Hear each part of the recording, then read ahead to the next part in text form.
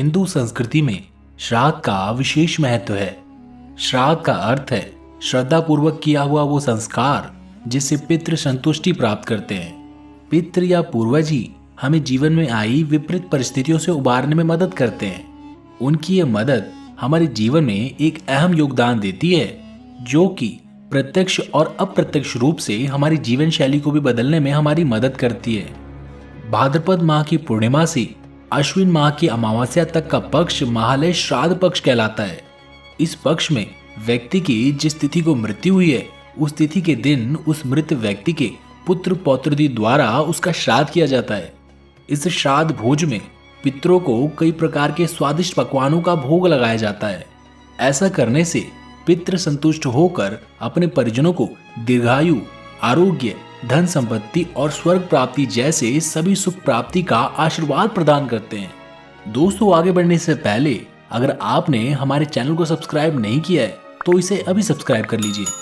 दोस्तों, पितृपक्ष वर्ष का वह विशेष समय होता है जब हिंदू अपने पूर्वजों का सम्मान करते हुए कुछ धार्मिक क्रियाएं करते हैं और कुछ चीजें ना करने का प्रण लेते हैं, यानी परहेज करते हैं। दोस्तों, जैसा कि हमने आपको पहले बताया था कि भाद्रपद मास के दौरान पूर्णिमा से अमावस्या तक 16 दिनों के लिए हमारे मृत पूर्वजों की आत्माएं ऊर्जा के रूप में पृथ्वी पर आती हैं। ये ऊर्जाएं उनकी इच्छा के अनुसार हमारे जीवन को प्रभावित कर सकती हैं। इस अवधि के दौरान ब्राह्मण या पुजारियों को भोजन, कपड़े और कुछ तरह के दान दिए जाते हैं जो श्राद्ध अनुष्ठान करने में मदद करते हैं। साथ ही दोस्तों, गाय, कुत्ते और कौवों को खाना खिलाया जाता है। हिंदू धर्म में ब्राह्मणों को भगवान का प्राथमिक सेवक माना गया है और वे एक सामान्य व्यक्ति और सर्वोच्च शक्ति के बीच की कड़ी हैं। वे सभी धार्मिक समारोह और अनुष्ठानों का एक अभिन्न अंग हैं। ब्राह्मणों को भोजन कराने के पीछे एक प्रसिद्ध कहानी है।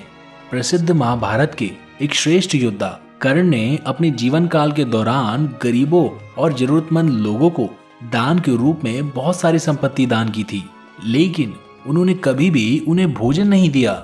जब कर्ण अपनी मृत्यु के बाद स्वर्ग गए तो उन्हें कई शानदार और भौतिक सुखों की पेशकश की गई, लेकिन उन्हें कोई भोजन नहीं दिया गया।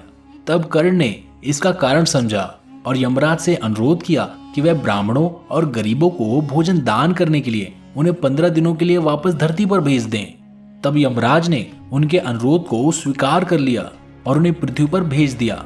जब कर्ण वापस लौटे तो उनका स्वागत प्रचुर भोजन के साथ किया गया।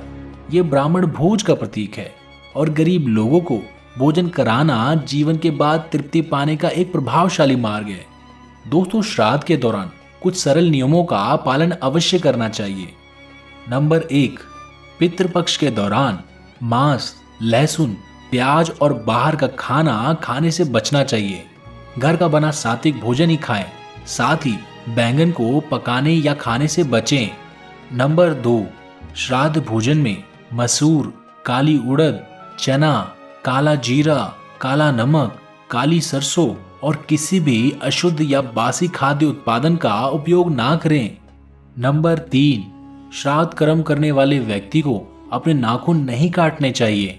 नंबर 4, श्राद्ध कर्म करने वाले व्यक्ति को दाढ़ी या बाल भी नहीं कटवाना चाहिए। नंबर 5, श्राद्ध कर्म करने वाले व्यक्ति को गंदे कपड़े तक नहीं पहनने चाहिए। नंबर 6, श्राद्ध कर्मकांड करते समय चमड़े से बने उत्पादों जैसे बेल्ट, बटुए या जूते का उपयोग नहीं करना चाहिए। नंबर 7, यदि आप श्राद्ध अनुष्ठान करते समय मंत्रों का जाप कर रहे हैं तो किसी के साथ बात करने के लिए इसे रोके नहीं, इससे नकारात्मक ऊर्जा आ सकती है।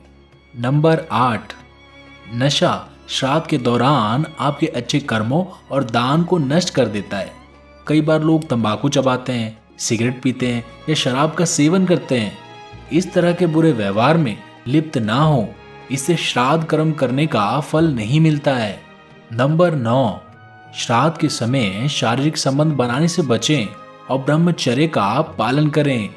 नंबर 10, दोस्तों, इस दौरान व्यक्ति को झूठ नहीं बोलना चाहिए और कठोर शब्दों का भी प्रयोग नहीं करना चाहिए।